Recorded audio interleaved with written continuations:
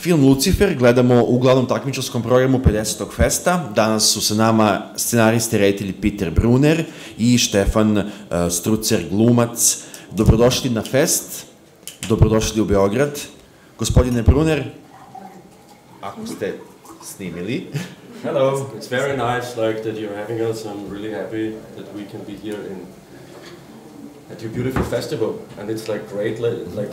50 years of history of this festival is amazing. I'm really happy that this cultural institution. Okay. No, I was just saying that I have the feeling that it's very beautiful that this festival has this kind of history and is here for such a long time, and it's really inspiring to be part of something a beast that already exists 50 years. Hvala vam što ste me pozvali na festival. Smatram da je neverovatno što ima toliku istoriju i drago mi je da sam sada deo nje. Vaš film je zasnovan na istinitoj priči. Šta je bilo početno polazište za taj film?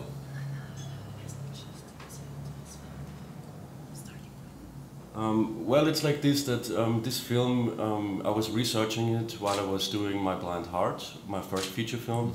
And when I researched about matricides, I found this true story about ideology and about a son who kills his mother because of not understanding, her tools of faith, and his cognitive level is 5 years old. So he was really thinking that he saved his mother, he tries to save his mother. And these contradictions or these opposites are very interesting to me by telling a story, because I'm sorry that it's so long, but maybe you can already... Okay. Istraživao sam o ovome dok sam snimao svoj prvi film i naišao sam na istinitu priču o dečaku koji je ubio svoju majku, zato što je mislio da je spasava jer ima mentalitet petogodišnjaka. I zaista me fasciniralo te suprotnosti cijele te priče. Because usually, as a last thing, usually these contradictions or these opposites are cut out in classical dramaturgy, in my opinion, too often. And I like very much, if these opposites still exist and you're loyal to characters and you're loyal to a story. Uglavnom, ovakve suprotnosti izbacuju iz klasičnih filmova. Ja volim da ih prikažem zato što mislim da to daje pravu dušu filmu. Jedan od važnih likova u vašem filmu je i predeo gde ste ga snimali. I taj odnos između vaših junaka i prirode koju oni žele zapravo da sačuvaju. Yeah, definitely. I mean, it touches on our eco-crisis that we are in, and if you are also loyal to the here and now, which the film tries to be, it's definitely about what the humans, who are their worst kind of enemies, like what we just see in the Ukraine, what we are doing to a planet too, and it's just absurd that people nuke down mountains just to have a faster connection for the stock market.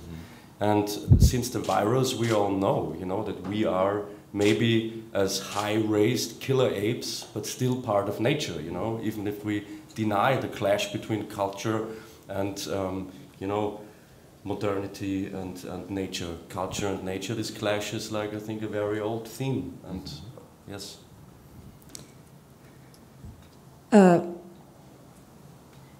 Da, naravno, eko-kriza je trenutno jako aktualna i ako film prati aktualna dešavanja, shvatit će da je čovek svoj najgori neprijatelj, kao što sada možemo videti u slučaju Ukrajine i Rusije.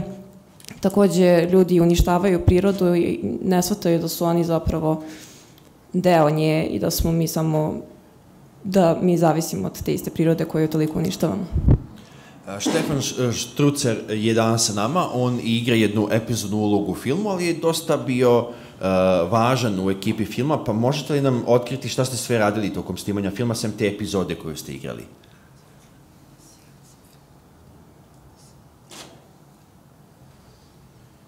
Ja, auch danke für die Einladung. Sehr Danke für die Einladung. Sehr, sehr schönes Festival, bis jetzt auch sehr super organisiert. Außer der kleinen Rolle war Schwerpunkt die Casting-Sache mit den Schauspielern, also die richtigen Schauspieler zu finden. Und das war ein sehr interessanter Prozess, wo wir das Ganze eigentlich auf 3 Säulen aufgebaut haben.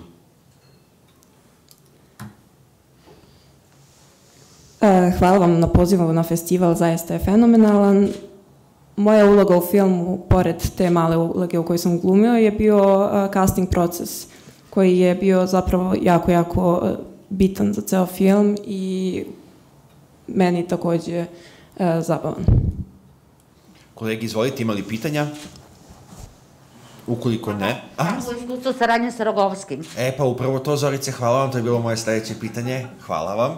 Dakle, koleginica pita kako je bilo iskustvo saradnje sa Francom Rogovskim, a ja bih dodao, je on bio zapravo... Tako je, da, something special. A je on zapravo bio prvi jedini izbor?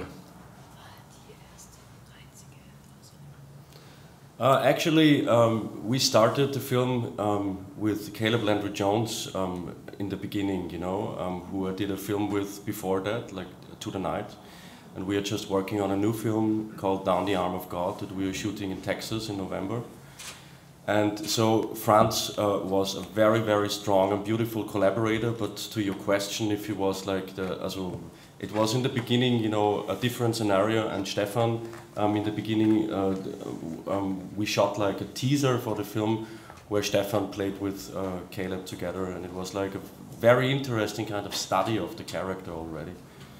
And about Franz, I have to say, Franz is like a spiritual warrior and a strong force, and he worked like for a year in episodes with the eagle, because we really wanted to capture a very certain kind of a dynamic between Johannes and the eagle.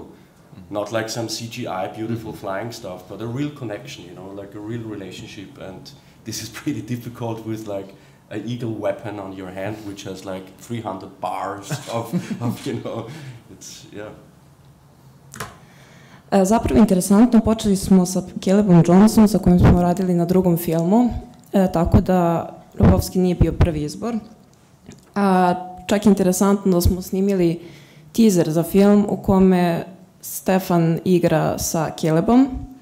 A što se tiče Rogovskog, interesantno je, on je zaista fenomenalan glumac, ima dosta interesantnih priča s njim, kao recimo snimanje sa Sokolom, jer nismo hteli da to bude CGI priča, nego smo hteli da to stvarno bude tako i onda ta konekcija glumca i Sokola, i samo je bilo jako teško da snimiti. I za kraj, pitanje saradnje sa producentom Ulrichom Seidlom, koga ova sredina vrlo poštuje, vrlo ceni, gleda njegove filmove i u Beogradu i širom Srbije.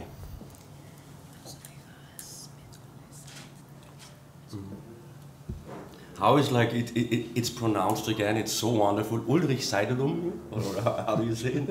Ulrich Seidl. Yeah. Or then it sounded just to me very like interesting, and I thought I have to memorize this in a difficult moment. No, like of course Ulrich Seidl is a what can I say about him that you don't know? I have the feeling as a producer, I think he's like he has his stamina, you know, and he helps you with the project in a way that he reinforces you to stay in there and be loyal to your ideas. And he's like a very strong and beautiful collaborator in that sense, giving like a new generation of filmmakers in Austria, like helping them with difficult projects, you know. And that's beautiful that he has this company and helps young filmmakers, and yes.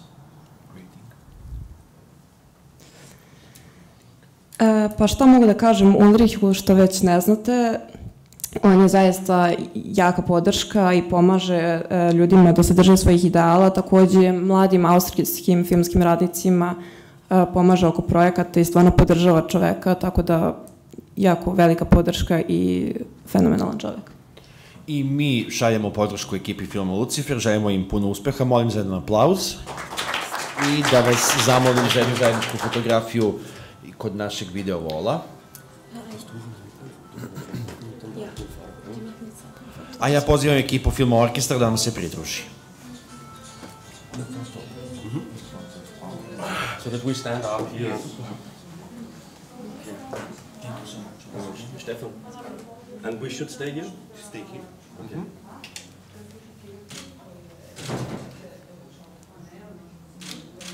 Kannst du es von hinten machen, dass die Leute drauf sind? Das Wichtige ist natürlich, dass die Stimmen, ja.